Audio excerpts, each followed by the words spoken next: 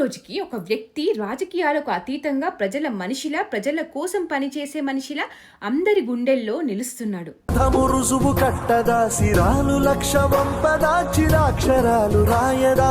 Deputy CM Pawan Kalyan గారు పహల్గాంలో ప్రాణాలు కోల్పోయిన మధుసూదన్ గారి కుటుంబానికి 50 లక్షలు ఇచ్చారు. మన కోసం వీరమరణం పొందిన మురళీ నాయక్ గారికి ఆంధ్ర ప్రభుత్వం 50 లక్షలు ఎక్స్గ్రేషియా ప్రకటిస్తే పవన్ కళ్యాణ్ గారు 25 లక్షలు ఇవ్వనున్నారు.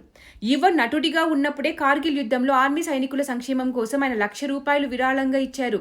అధికారంలోకి రాకముందే 2020లో ఆర్మీ సైనికుల కుటుంబాల సంక్షేమం కోసం కేంద్రీయ సైనిక్ బోర్డుకు ₹1 కోటి విరాళంగా ఇచ్చారు.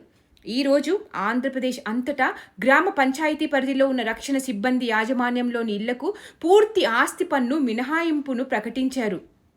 మనకి నిజమైన హీరోలు నేవీ, ఆర్మీ, డిఫెన్స్ ఇలా మన దేశం కోసం పోరాడే రక్షణ దళాలు. ఇలాంటి వాళ్ళ కోసం కాస్త ఫండ్స్ ఇవ్వండి. మీరు మన దేశ భద్రత కోసం డిఫెన్స్కి, ఆర్మీకి డబ్బులు ఇవ్వదలిస్తే ఈ సైట్లో మీరు కూడా డొనేట్ చేయొచ్చు.